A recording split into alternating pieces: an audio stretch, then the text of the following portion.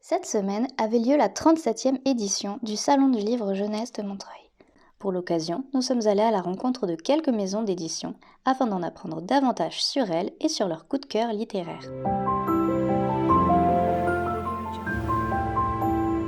Biscotto Édition, c'est à la base en 2013, ça a commencé avec ce journal qui est un mensuel de bande dessinée alternative pour les enfants. Donc dedans, on n'est pas un journal d'actualité, on est vraiment un journal de fiction, de documentaire, de poésie, aussi de chroniques un peu sociales. Il y a beaucoup de choses, des jeux, des blagues, il y a un feuilleton.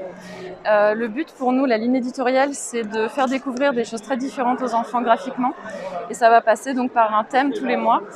Là, le thème pour décembre, c'est l'abominable bonhomme de neige. Pour la rentrée, c'était trop timide. On essaye de coller à l'actualité des enfants quand même. Et voilà, donc on a des grandes histoires, des poésies, on a beaucoup de choses très très différentes. Un grand poster qu'on peut détacher. Voilà, on voit plein de styles très différents. Ça, c'est vraiment quelque chose d'important pour nous.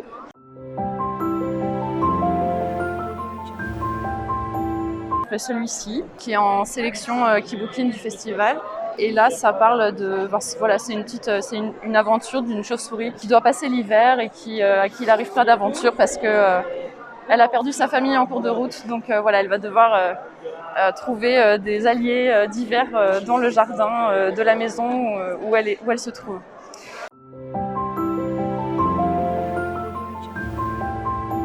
Ça s'appelle On ne compte pas pour du beurre, on existe depuis tout juste 1 an et c'est une maison d'édition qui essaye de représenter des personnages peu présents dans la littérature jeunesse. On a une sélection de livres qui présentent des personnages LGBTQI+, notamment des familles homoparentales et 2 petites filles amoureuses, mais ça n'est jamais le sujet de nos livres. Donc on va avoir des livres qui représentent 2 papas et une maman, qui posent des questions philosophiques. Une autre collection avec une petite fille qui s'appelle Lila, qui a des super pouvoirs et qui vit des aventures écologiques. Et il se trouve qu'elle a 2 mamans, mais c'est pas le sujet du livre.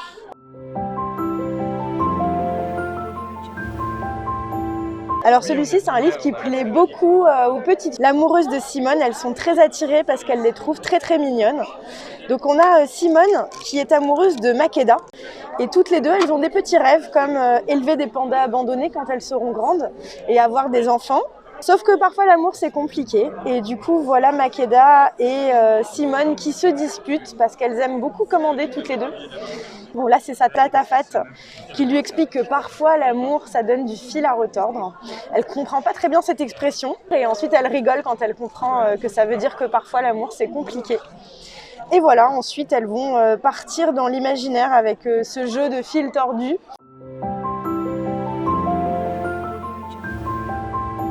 Nous, on est les éditions 3 petits points. C'est une maison d'édition de littérature sonore jeunesse qui est née à Berlin, puisqu'à Berlin, l'écoute et la littérature audio, c'est quelque chose qui est complètement entré dans les usages. Et donc, ça s'appelle le Hörspiel. Ça fonctionne souvent par feuilleton. Maintenant, on l'a installé ici en France, si j'ose dire. Et donc, ce qui est spécifique avec le livre audio, c'est que c'est à la croisée des chemins. C'est entre plusieurs registres différents. Donc, ça va de la littérature à la musique, mais parfois au théâtre, au conte. Donc, il y a une synergie entre tous ces domaines et parfois entre différents artistes, c'est-à-dire auteurs, illustrateurs, mais en plus des musiciens, des interprètes, des conteurs. Tout ça à la fois qui sont réunis donc en un seul livre, pour créer cette synergie de registres.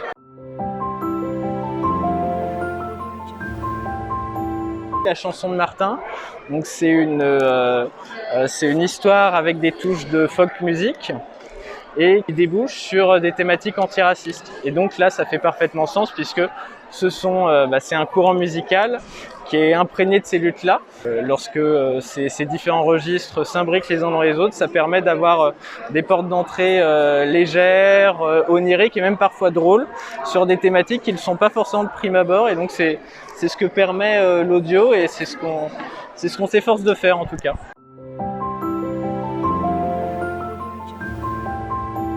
Sens Sud Jeunesse est une maison d'édition basée à Bruxelles et une maison indépendante. Nous sommes 3 à y travailler. On sort environ 12 titres par an. La moitié des albums sont écrits par des auteurs qui sont des auteurs maison. Et l'autre moitié des ouvrages, ce sont des traductions d'albums étrangers.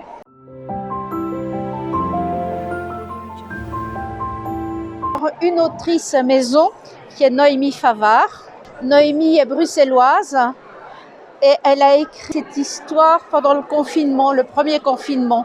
Il s'agit d'une petite coccinelle qui est en ville et qui est fatiguée d'être en ville parce que c'est bruyant, c'est pollué, c'est fatigant et elle n'a qu'une envie, c'est d'aller se reposer à la campagne.